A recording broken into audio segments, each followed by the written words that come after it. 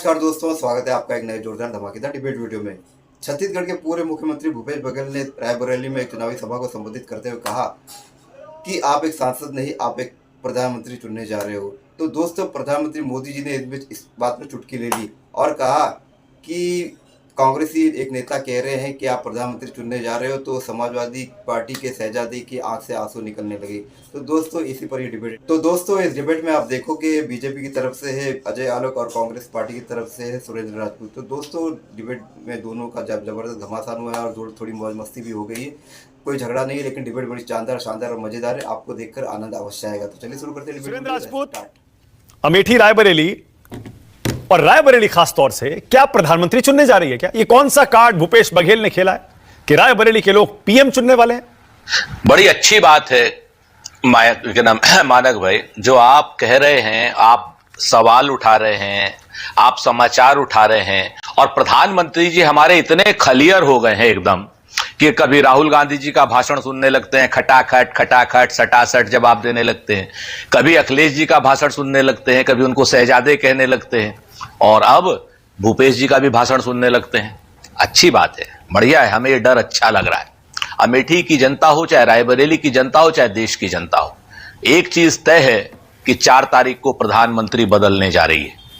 प्रधानमंत्री हम लोग बदलने जा रहे हैं और हर पार्टी के नेता को अपने नेता को प्रधानमंत्री बनाने का विशेष अधिकार है। मैं भी कहूंगा श्री राहुल गांधी जी प्रधानमंत्री बन रहे हैं, किशोर भाई कहेंगे श्री शरद पवार साहब प्रधानमंत्री बन सकते हैं, क्या नाम उद्धव शिवसेना वाले कहेंगे श्री उद्धव ठाकरे जी बन सकते हैं। इसमें दिक्कत क्या है? कहीं रायबरेली की लड़ाई टफ तो नहीं लग रही है कि उनको यह बोलना पड़ा कि आप एमपी नहीं पीएम चुन रहे हैं? तो अगर हम ये बोले हैं तो नरेंद्र मोदी जी के पेट में क्यों दर्द हो रहा है? आपको नरेंद्र मोदी जी को दिक्कत क्या है? हम अपने नेता को क्या नाम कहते हैं, भाई वो प्रधानमंत्री है, प्रधानमंत्री जी कहते हैं हमारे नेता को वो शहजादे हैं, हम कहते हैं हाँ हमारे शहजादे हैं, हमारे माँ बाप ने हमको शहजादों की तरीके से पाला है। आपके माँ बाप ने आपको शहजादे की तरीके से नहीं पाला, आपको मांगने वाले की तरीके से पाला है। आप अपने माता पिता से शिकायत करो। भाई हम तो चाहते हैं हमारा नेता प्रधानमंत्री बने, हमारा नेता अखिलेश यादव जी है, वो प्रधानमंत्री भी क्या नाम समाजवादी पार्टी वाले कहें, क्यों नहीं कहेंगे? ये तो हर आदमी को विशेष अधिकार है, इसमें दिक्कत क्या है? 4 चरण के बाद आप कहां पर हैं और 5वें चरण में क्या होने वाला है? क्या दावा है आपका? देखिए मैं 2 चीजें कहता हूं। मैं महाराष्ट्र का प्रभारी हूं, उत्तर प्रदेश का रहने वाला हूं। इन 2 जगहों पे आपको मैं एक जिम्मेवारी से बात कहता हूं। अजय भाई आज नहीं मानेंगे, मैं जानता हूं, और उनको मानना भी नहीं चाहिए, और जिस पार्टी में है उसके स्वामी भक्त रहेंगे। उत्तर प्रदेश और महाराष्ट्र भारतीय जनता पार्टी के लिए वाटरलू साबित हो रहा है। इस चीज को याद रखिएगा। जमीन बहुत गर्म है, बहुत तपती हुई है।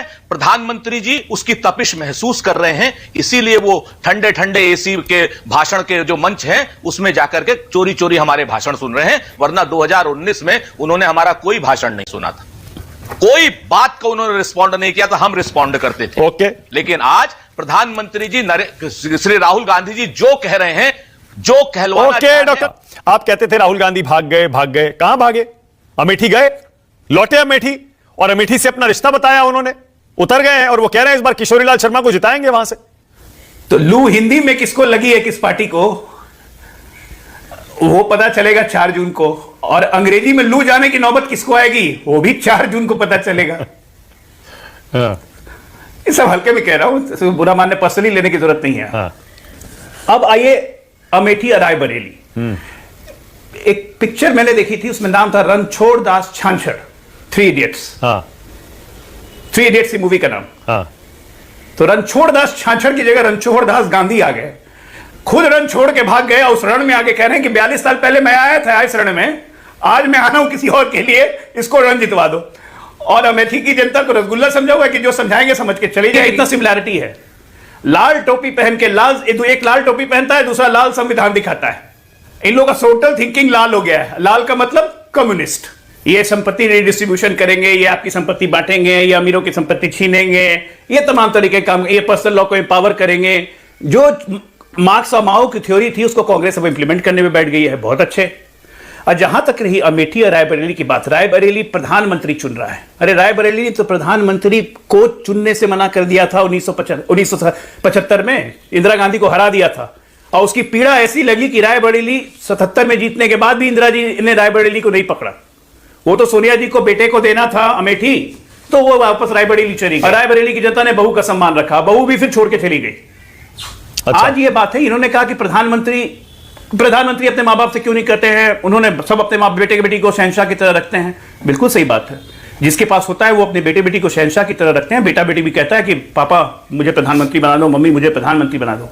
मेरे प्रधानमंत्री के पास नहीं थी वो ताकत। मेरे प्रधानमंत्री झोपड़ी में थे।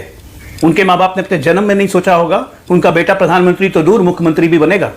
और मेरे प्रधानमंत्री ने भी कभी कल्पना नहीं की होगी 2002 के पहले कि वो कभी मुख्यमंत्री बन सकते थे, क्योंकि विरासत में नहीं मिली थी मुख्यमंत्री या प्रधानमंत्री। कमाया है खुद से, अपने शौर्य से, अपनी ताकत से, अपनी मेहनत से कमाया है। जनता के दिल में जगह बना के कमाया है, किसी परिवार की विरासत लेके कमाया नहीं है। जैसे 2 इडियट्स आज घूम रहे हैं, 3 इडियट, 2 इडियट, जो अपनी संपदा, अपनी प्रॉपर्टी समझते रहे, रायबरेली, अमेठी, उत्तर प्रदेश और देश को। नहीं होता है ये। मैंने किसी का नाम नहीं लिया, मैंने पहले कहा हल्के में लेना है, किसी का मैं नाम नहीं ले रहा हूं।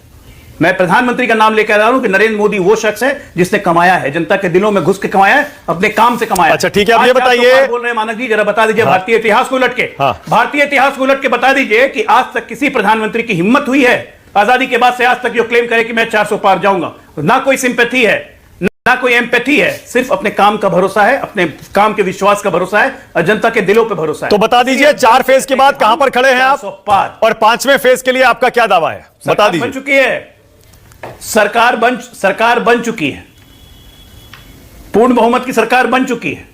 अब आइए कि इस फेज के बाद हम कहां पे रहेंगे। हाँ। इस फेज के बाद हम 400 के हाईवे पे लगभग 100 किलोमीटर प्रति घंटे की रफ्तार पे दौड़ रहे हैं। 3 चीजें बड़ी महत्वपूर्ण है। हल्की बातें इन्होंने कही, उसमें मैं नहीं करूंगा। लू तो 4 तारीख को, तो बात सच है जय भाई की, पता नहीं किसको लगेगी, वो 12 बजे तक पता चल जाएगा, हम सहमत है। अंग्रेजी वाली भी, हिंदी वाली भी, चिंता मत करो, बाकायदा हम दवा भेजेंगे आपको, कोई दिक्कत नहीं। आप तो वैसे भी डॉक्टर परिवार के हो, तो आप सब लोगों को जो है दवा दोगे, आप कोई बात नहीं। लेकिन इन्होंने जो लाल किताब की जो बात करी ना, अरे हो भाई, बता दे, लाल किताब की जो आपने आज संविधान की किताब लाल कलर में नहीं की है, और भगवान श्री कृष्ण, सुनिए भाई, अब बीच में मत, संविधान हमारा लाल रंग में नहीं है। अब देखिए, हम आपकी गया है सुरेंद्र जी, आप भी जानते हैं, देखो संविधान लाल रंग में नहीं है। मानक भाई, आप हमारी आवाज बंद कर देते हैं। संविधान की किताब की जो बेइज्जती की है, संविधान के समर्थक आपसे बदला लेंगे। आपने संविधान को जो गाली दी है, और आपने भगवान श्री कृष्ण के नाम को जो गाली दी है रणछोड़ दास को, तो वो रणछोड़ दास भी आपको, बाकायदा भगवान श्री कृष्ण की भी गदा लगेगी आपको, आप ध्यान देना इस बात को। और तीसरी बात जो आपने अभी 3 इडियट वाली बात करी है, बिल्कुल सही कहा। रणछोड़ दास चांचड़ ने ऐसी तैसी कर दी थी, वो साइरस की और उसकी कौन थे, याद रखना इस बात को। रणछोड़ दास चांचड़ की जो आपने बात करी है ना, 3 इडियट वाली, तो जीतना हम ही को आपने तय कर लिया। आप बात समझ लो इस बात को। तो जो आपकी ऐसी तैसी होनी है 4 तारीख को, पहले ही आपने मान लिया। जल्दी से बोलिए। सबसे पहली बात, फिर सुरेंद्र भाई आज गड़बड़ाए हुए हैं। कृष्ण भगवान गदा नहीं उठाते थे भाई, सुदर्शन चक्र उठाते थे, इसलिए कृष्ण भगवान की गदा आप ही रखिए, सुदर्शन चक्र हम घुमा रहे हैं। अरे हम आपका गला नहीं काटना चाहते। दूसरी बात, आप बहुत अच्छे से, हम आपका गला नहीं काटना चाहते, हम गदा से ही मरवाएंगे आपको, चिंता मत कीजिए। सुनिए तो सही, अरे भाई हम गर्दन नहीं काटेंगे। सुनिए ना, इतनी हड़बड़ी क्या है।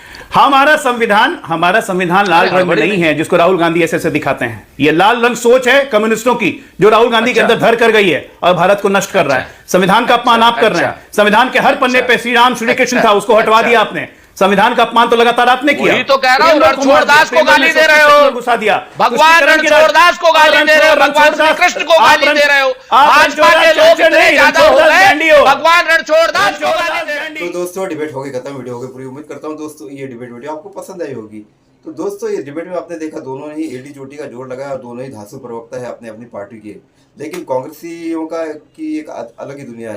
इनको पता है इनका सुपड़ा साफ है पूरे भारत से, फिर भी ये अपने अलग ही दुनिया में रहते हैं। कोई बात नहीं, 4 जून को तो इनको पता ही चल जाएगा कि इनकी कितनी सीटें आ रही है। बीजेपी कहती है 400 पार और ये कहते हैं कि हम आएंगे 400 पार। तो दोस्तों 4 जून को सब पता चल जाएगा। तो दोस्तों, उम्मीद करता हूँ ये डिबेट वीडियो कंटेंट मेरा आपको पसंद आया होगा। अगर ये डिबेट वीडियो कंटेंट मेरा काम आपको पसंद आया तो दोस्तों चैनल को सब्सक्राइब करते हैं, आप जरूर जाओगे। मिलता हूँ आपसे अगले वीडियो में, तब तक के लिए जय हिंद, वंदे मातरम।